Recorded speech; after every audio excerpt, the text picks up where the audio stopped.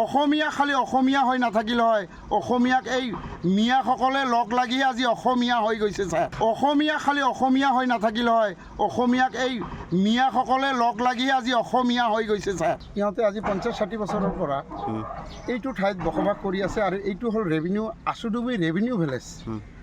এইটো এটা ষড়যন্ত্ৰ কৰি সমষ্টি কাটি পেলাই এই ৰেভিনিউ ভিলেজখনক পাইকান ফৰেষ্ট বুলি ঘোষণা কৰি দি তাৰ কাৰণে এতিয়া ল'ৰা ছোৱালী লৈ ক'ত যাব, ক'ত কি কৰিব। এইবিলাক হ'ল নদী ভাঙা মানুহ আছিল, আগৰ পৰা আহিছে।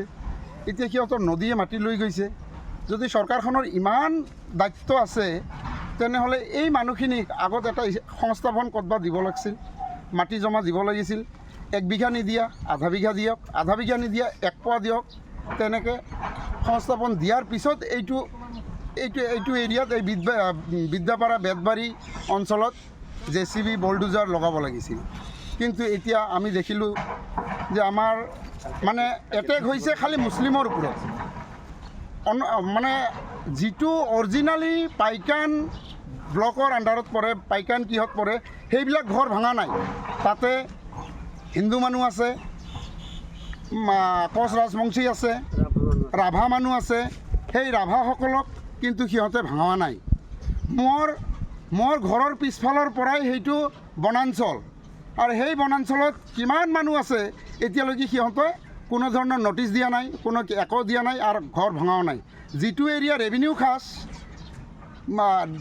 খাজ ইয়াতে কোনো ৰাভা, বড়ো, হিন্দু, কোচ ৰাজবংশী নাই।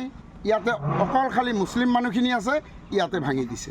এই চৰকাৰখনে টাৰ্গেট কৰি যে যাতে মুছলমানবিলাকৰ ন্যস্ত নাবুদ কৰিব পাৰিম, কিন্তু নোৱাৰিব।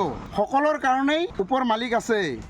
মালিকে যেনেকৈ মাৰ পেটৰ পৰা উলিয়াই দিছে ধুনীয়াকৈ, তেনেকৈ খাদ্যও দিব, থাকিবলৈ বাসস্থান যদিও নাথাকে, গাছৰ তলত হ'লেও মানুহ জীয়াই থাকিব। কিন্তু তুমি আমাৰ ঘৰ বাৰী ভাঙাই দি আমাক যে ক'ৰবা মানে অপদস্থ কৰি আছা, সেইটো ওপৰ মালিকে চাই আছে। আৰু তাতে যাই কোনো উকিল, কোনো মেজিষ্ট্ৰেট নালাগে, সি নিজে অকলেই বিচাৰ কৰিব।